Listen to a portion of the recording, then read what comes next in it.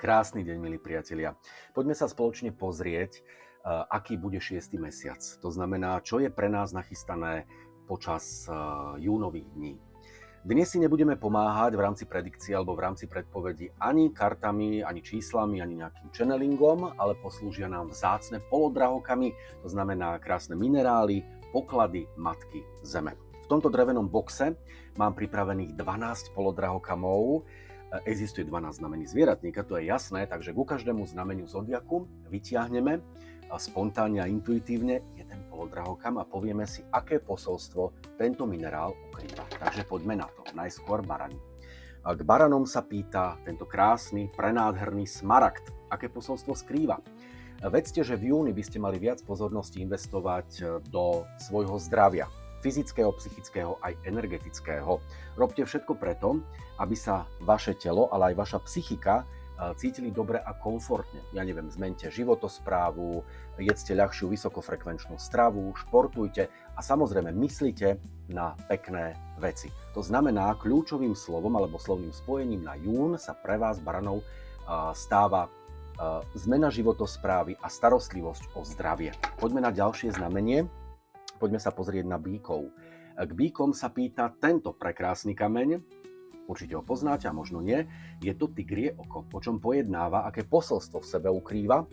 Tigrie oko vám odovzdáva avízo alebo informáciu o tom, aby ste sa sústredili viac na vlastné ja. To znamená, čo musíte urobiť počas júnových dní, zabudneme na potreby a požiadavky iných a sústredíme sa výsostne na vlastné ja. Okrem toho, tento kameň prináša posolstvo, aby ste si väčšmi uvedomovali kvality a benefity duše a osobnosti a aby ste tieto jedinečnosti aj prezentovali smerom von. Pozrime sa na ďalšie znamenie. Týmto znamením sú blíženci. Blížencom sa pýta tento jedinečný, prekrásny fialový ametist. Možno teda predikovať alebo predpovedať, že jún bude pre znamenie blížencov o čosi komplikovanejší, zložitejší. Vo vašej hlavke sa môžu rodiť negatívnejšie myšlienky, zápornejšie formy uvažovania a taktiež tá psychika bude trochu taká rozhodená, rozbitá.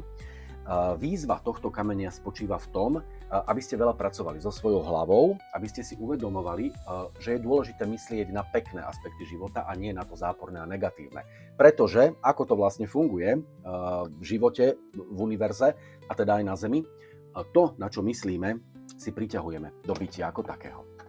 Poďme ďalej, tentoraz na rakov. K rakom sa pýta prekrásny šungit, ligotavý a jagavý. Je to kameň transformácie. To znamená, ak ste narodení alebo narodená v znamení raka, vedzte, že jún prináša alebo môže priniesť silné transformujúce energie.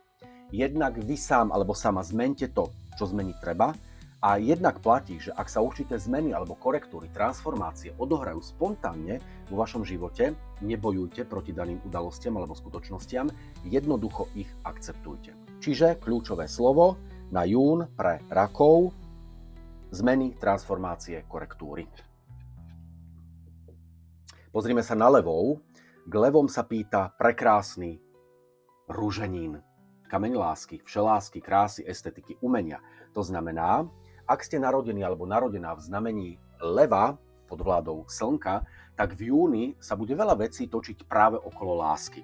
A zároveň je tu apel na to, aby ste vy sám alebo sama investovali veľa energie do vzťahových tém. Vaše partnerstva alebo manželstva sa utúžia, zlepšia, skvalitnia. No a ak ste sám alebo sama, tak skutočne majte oči do korán, pretože na vašich životných cestách sa môže objaviť zaujímavá bytostka. Pozrime sa na ďalšie znamenie, poďme k pannám. Panny a kryštál, toto je on. Jagavý, ligotavý, priehľadný, prekrásny kryštál, kameň očistý. Ak ste teda narodení alebo narodená v znamení panny pod vládou Merkúra, vedzte, že je čas očistiť svoje ja.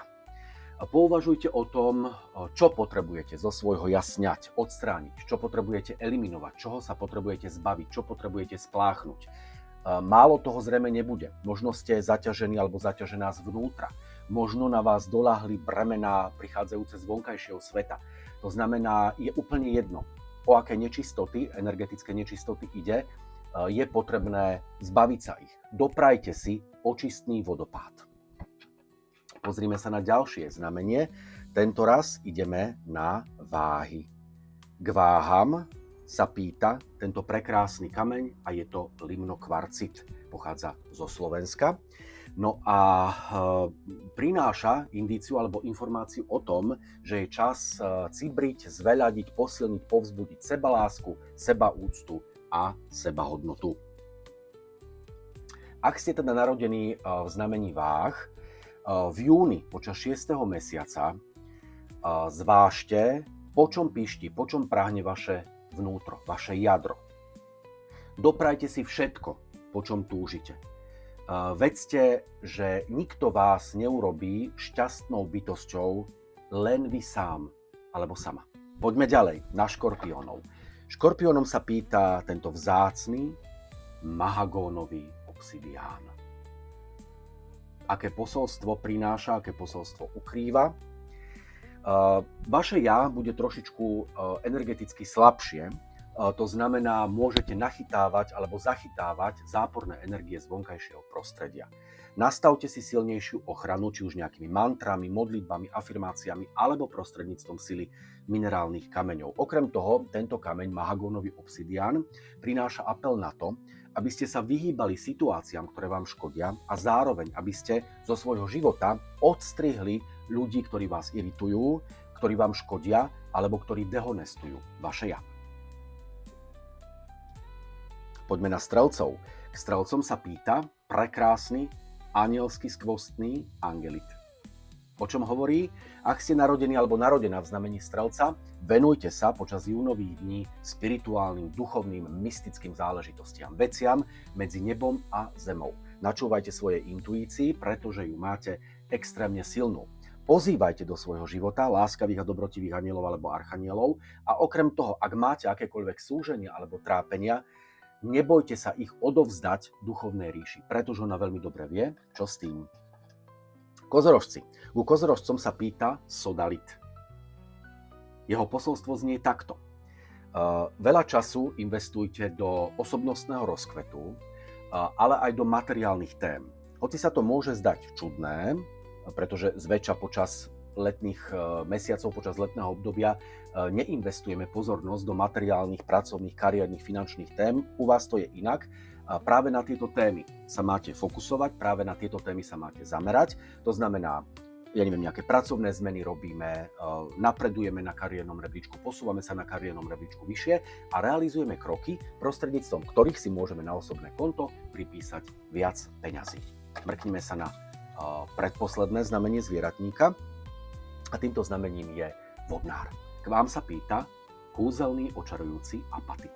Ste človek vyčerpaný a unavený, možno vás unavili materiálne veci, možno vás unavili vzťahy, možno vás unavilo vlastné komplikovanejšie ja.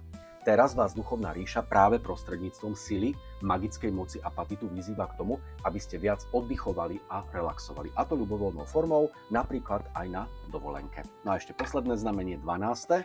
Už nám tu kamienok žiaden neostal. Ryby. K rybám sa pýta kameň šťastia a je to chalcedón. To znamená, odkaz znie, že pred vašim ja sa otvára vynikajúca etapa, šťastlivé obdobie. V júni môžete zažiť niečo nevšedné, nečakané, výnimočné, prekrásne, rozprávkovo unikátne. Majte oči do Korán, otvorte svoje srdce a prijímajte všetky dary života a všetky unikáty univerza. Takže toľko, milí priatelia, júnové, kamienkové alebo polodrahokamové predikcie. Dúfam, že vás potešili.